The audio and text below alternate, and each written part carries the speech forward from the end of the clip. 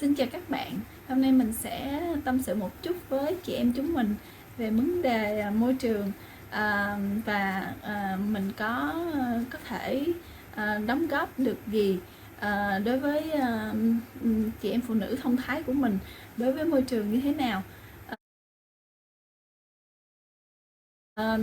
Như các bạn đã biết thì hiện tại bây giờ là thực trạng về môi trường nó rất là lớn đối với tất cả các nước trên thế giới, và nó đè nặng cái áp lực về xử lý rác thải ở trên toàn thế giới.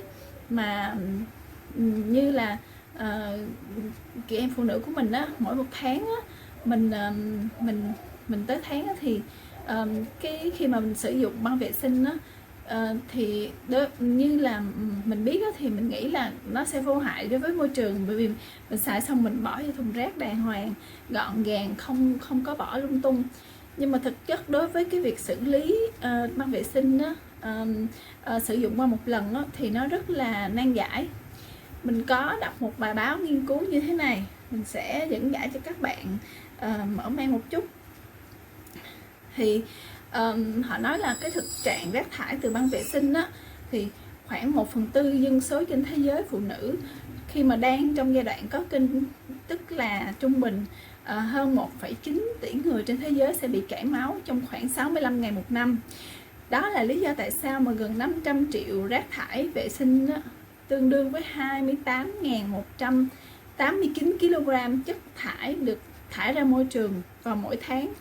Mỗi tháng là có tới 28.189 kg rác thải băng vệ sinh riêng thôi.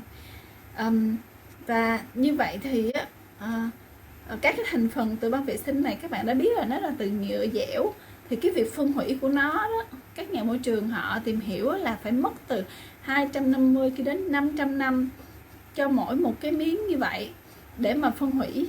Do đó là phần lớn số rác thải này nó sẽ bị chìm xuống đáy đại dương và tạo nên một cái đảo rác mới mà nó lớn, người ta đo cái diện tích của nó lớn bằng một cái nước Mexico. Đó, các bạn có thấy là cái điều này nó rất là khủng khiếp. Đó, cho nên là mình nghĩ là khi mà mình hiểu được cái vấn đề về môi trường như vậy thì mình sẽ nghĩ đến việc đóng góp cho cái môi trường, giảm cái rác thải cho môi trường và bảo vệ môi trường để mà tương lai của con em mình, tương lai của cả thế hệ của mình sẽ tốt hơn và sẽ không bị chìm trong rác thải nhiều như vậy. Thì mình đóng góp như thế nào thì mới đây mình có tìm hiểu, mình tình cờ lướt qua Facebook thôi, thì mình thấy là cái ngoài băng vệ sinh ra thì có một cách mình có thể sử dụng, đó là cái quần lót kinh nguyệt. Và các bạn có thể rất là lo lắng đối với những cái cách mà sử dụng hàng tháng khác, như ví dụ như là cốc kinh nguyệt hay sao đó. Thì bởi vì các bạn có thể lo là cốc kinh nguyệt là làm sao mà đưa vào, rồi lo lắng nhiều thứ, đúng không? Thì cái đó cũng rất là tốt, cũng là một cái cách mà mình giảm thiểu cái việc sử dụng băng vệ sinh hàng ngày. Nhưng mà đối với lại cái quần lót quần lót kinh nguyệt thì các bạn sẽ thấy là mình không phải lo lắng gì hết mình chỉ cần mặc vào, và trong những ngày đó như vậy rất là tiện lợi, mà khi mà giặt thì cũng không khó khăn gì. Thì thật sự mà nói, lúc đầu mình cũng rất là lo, mình nghĩ là không biết là khi mà mặc như vậy thì giặt nó như thế nào, chắc là cực lắm hay là chắc là khó khăn lắm, tốn nhiều xà bông lắm, nhưng thực chất không phải. Mình tình cờ mình lướt Facebook thì mình thấy có một cái hiệu quần lót, đó là hiệu Men. Bạn thấy cái hiệu Men đây, nó rất là đơn giản. Thì mình có tìm hiểu qua, mình hỏi các bạn admin trên fanpage, thì đây là cái hiệu của Pháp, quần của Pháp. Thì mình cũng rất là tin tưởng, mình order thử 2 cái một cái trắng, một cái màu kem và một cái màu đen.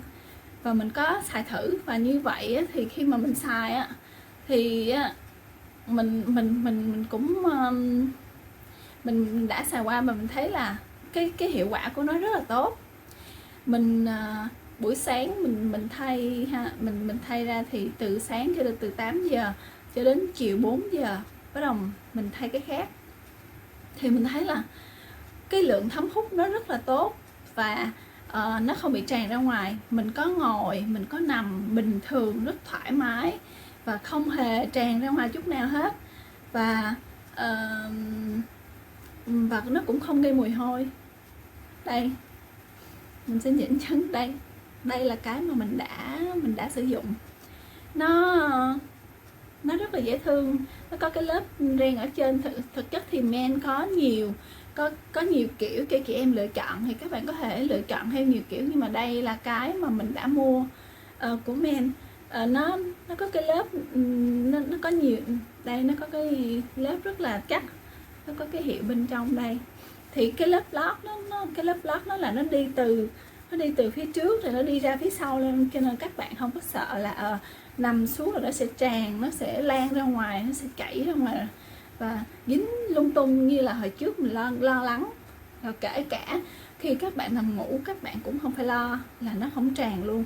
Mình đã thử mặc, mình cũng thử nằm ngủ, mình thử lăn qua lộn lại lung tung, nhưng mà nó không hề tràn. Cho nên là cái hiệu quả mình thấy rất là tốt, cho nên mình mới làm cái video này để review cái sản phẩm và suy nghĩ là mình có một cái xíu đóng góp gì đó để có thể thay đổi cái nhận thức của các bạn cho cái việc sử dụng băng vệ sinh hàng ngày như thế nào, để mà đóng góp cho môi trường. Và như vậy thì mình sẽ giảm rác thải mỗi tháng, và như vậy mỗi một bạn giảm mỗi tháng thì 100 bạn giảm nhiều hơn, 1000 bạn giảm sẽ nhiều hơn. Như vậy môi trường nó sẽ giảm bớt cái lượng rác thải. Và khi mà mình sử dụng thì mình cũng lo lắng là không biết là cái lúc mà giặt thì như thế nào. Nhưng thực chất các bạn ơi, giặt rất là sướng, nói thiệt, rất là sướng luôn. Thí dụ như cái quần như thế này khi mình thay ra thì mình chỉ việc mình có thể sợ là cái lúc đó lúc đầu thì mình cũng hơi sợ, mình sợ là nó dính nhiều quá như vậy thì chắc sẽ tràn lan đại hải ra nguyên cái toilet của mình.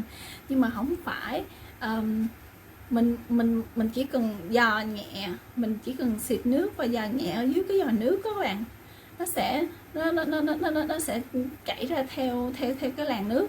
Và như vậy á, nó không phải là nó như là nhuộm đỏ máu Thượng Hải, không phải vậy, mà cái nước nó chỉ hồng nhẹ nhẹ thôi.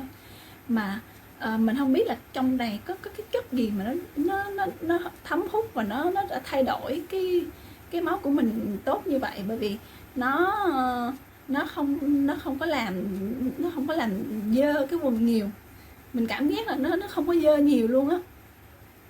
Cho nên là sau khi mà mình xả nhẹ ở dưới vòi nước như vậy rồi á, thì mình có thể mình giặt lại bằng xà bông bình thường, giặt nhẹ lại bằng xà bông bình thường, giặt tay nhẹ nhàng. Đối với các bạn giặt máy thì các có thể là để cái độ nhẹ bỏ vô máy giặt thì sẽ rất là dễ dàng. Đó là cái trải nghiệm khi mình sử dụng cái quần lót Thiên Nguyệt như thế này. Và ngoài ra thì cái sản phẩm các bạn thấy cái thương hiệu men của Pháp á, cái cách mà họ đóng gói cũng rất là dễ thương. Họ bỏ vô trong một cái giỏ như thế này, cái giỏ bằng giấy, và kể cả cái quai cũng bằng giấy. Các bạn thấy là cái doanh nghiệp họ rất là, họ đưa cái thông điệp bảo vệ môi trường rất là cao. Đây,